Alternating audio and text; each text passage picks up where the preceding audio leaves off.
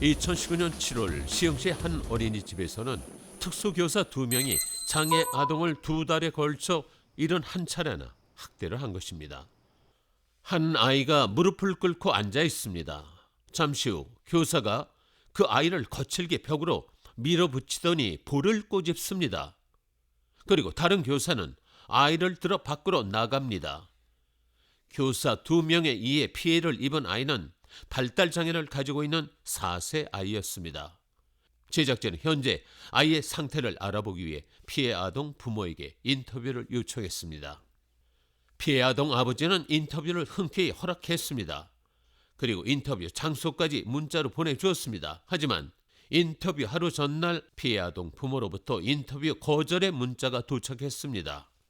그렇다면 초등학교나 중학교 등 학교에서 학대 피해를 받은 경우는 어떨까요? 제작진은 초등학교에서 친구들에게 성적 학대를 받은 피해 아동 부모에게 연락을 했습니다. 피해 아동 어머니는 인터뷰를 흔쾌히 허락했습니다. 하지만 1시간 후 피해 아동 어머니에게서 인터뷰를 거절한다는 문자가 왔습니다. 장애 아동 가족들은 장애 아동 학대로 인해 정신적인 스트레스가 심각했습니다. 방송에서 그런 화면들이나 아니면 그런 메시지를 들었을 때 아마 온 국민이 다 그거에 대해서 안타까운 마음은 가지고 있지만 실질적으로 그거에 대해서 어떻게 개선을 해야 되고 어떻게 더 이상 그런 일들이 벌어지지 않게 하기 위해서 애쓰는 건 없어요. 그냥 단지 이슈화 돼가지고 그 순간에 그런 일이 있었다. 그냥 다음에 이런 일이 없도록 장애인식 개선 교육이나 하고 그냥 또 그걸로 끝인 거예요. 장애인 인식 개선은 일회성으로 해선 안 됩니다. 사회 전반에 걸쳐 교육과 홍보, 포럼 등 다양한 방법을 통해 지속적으로 이루어져야 합니다. 그래야만 장애인에 대한 인식 개선이 이루어질 수 있습니다. 특히 장애 아동 각각의 특성을 제대로 분석하는 행동 분석 전문가의 양성이 필요하다고 했습니다.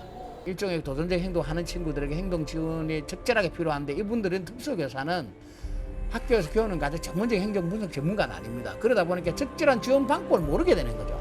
한국형 행동 분석 전문가를 양성해서 충분히 배치할 필요가 있다라는 게 그것만이 이 지금 문제를 해결할 수 있는 인식의 전환만 가지고 문제가 해결이 되지는 않을 것 같습니다. 근본적인 행동에 대한 지원의 정책들이 따라가야 된다. 대다수의 사람은 장애인이 아닙니다. 장애인의 가족도 아닙니다.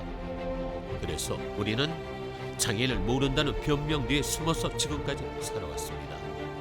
버스와 지하철 등 우리가 일상생활에서 바쁜 시간에 만나는 장애인과 그 가족이 주는 불편함에 불만이 담긴 시선으로 봤을 것입니다. 장애인과 그 가족들은 이런 불편한 시선들을 받으며 살아왔고 사회의 약자가 되었을 것입니다.